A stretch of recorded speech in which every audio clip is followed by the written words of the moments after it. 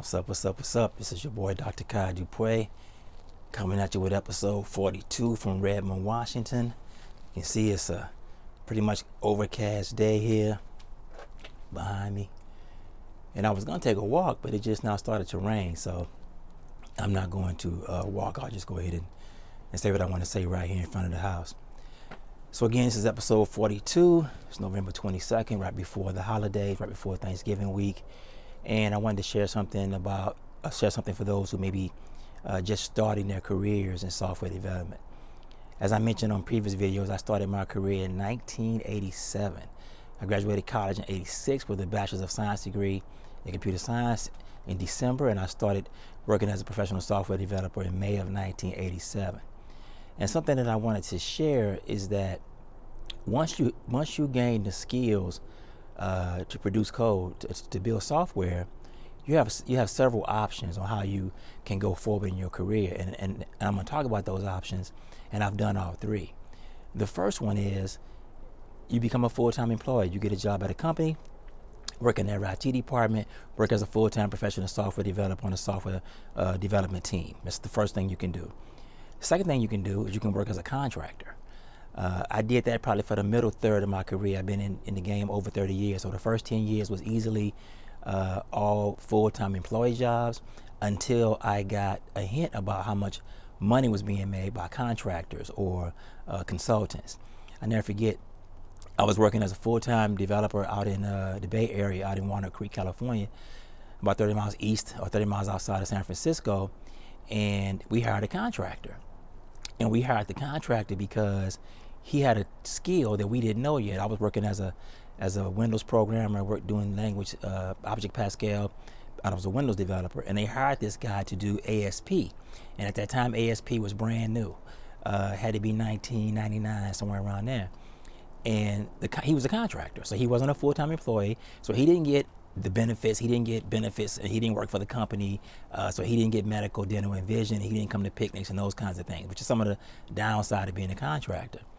But he ended up dating one of the women who worked in my office, and she was a full-time employee. And I never forget, one day she went to go fax his invoice for how much he was going to get paid into his contracting company, and I happened to see it. She left a copy of it. She left the fax on the fax machine. That's how much money he was making. I said, "Oh, hold up, let me go see what's going on." So I went over to talk to him. I said, "What you doing over here? What is ASP?" And so I started looking at it and seeing how simple it was and how easy it was. I'm like, okay, so you don't know anything more than I do, and what you're doing is not very hard to learn. So let me look into becoming a contractor. So, and that was right about because like I said, I started in '87.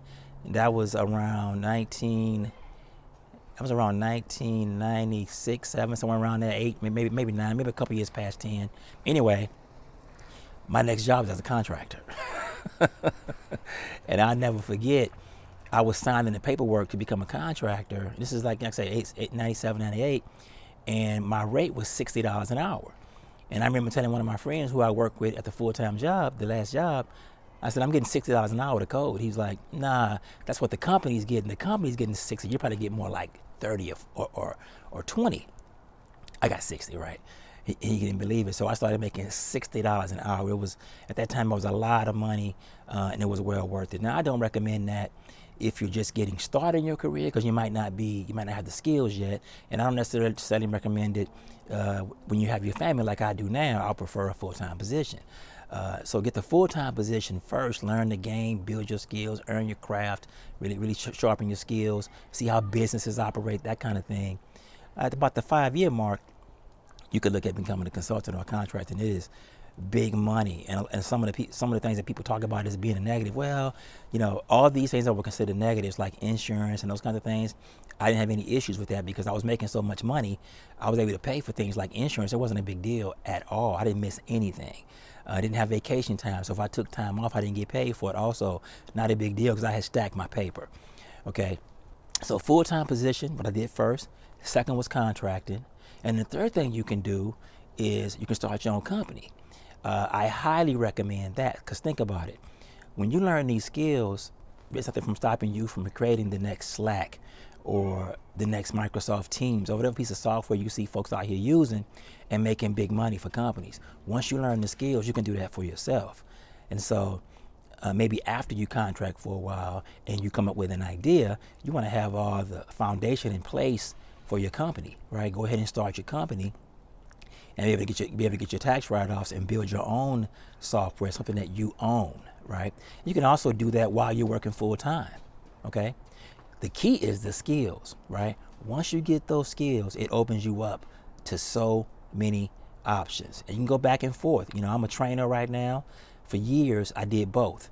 Again, the first 30 years, 25 years for sure, I did only software development. Then I decided I wanted to try something different, and I started dabbling in technical training. For a while there, I did both. I would take a contract and code for 6 months or 9 months, or however long the contract lasted, and then I would take a contract as a developer. And I would use what I learned to prepare for teaching classes on my next consulting gig. And then while I was on the consulting gig, I would get more real world experience that I could bring back into the classroom. The options are unlimited. And on one of these other videos, I'll talk about how all the other things I've done based off my technical knowledge, things like writing blogs or getting speaking engagements, teaching at colleges and universities. I've done all of that, right? So, and it's all based on one foundation. Now, in order to be, go where you want to go as far as the contractor positions, starting your own company or even full time, you must master what it is you're working on, right? For me, that was a language called Delphi in my early career. I mastered it. I knew it cold. So when I went into interviews, and it wasn't this silly stuff they're doing now, all this whiteboard stuff. They just asked me some questions to assess my knowledge of the language, which is really all you need to do. I don't care what people say about all this coding, coding interviews, all this kind of nonsense. It proves nothing, okay? So, and you don't have to spend a whole lot of time worrying about that. If you don't want to do that, there are plenty of jobs out here that don't do those kinds of interviews. And maybe it's not in one of the big tech companies, but still may pay you plenty of money. All right, but anyway, that's another story for another day. We'll talk about that another time. Again, 3 options: full-time employee, contractor or consulting, and then start your own gig. And I'll leave you with this. When I was doing my research for my dissertation, for my study, that's exactly what one of the developers told me.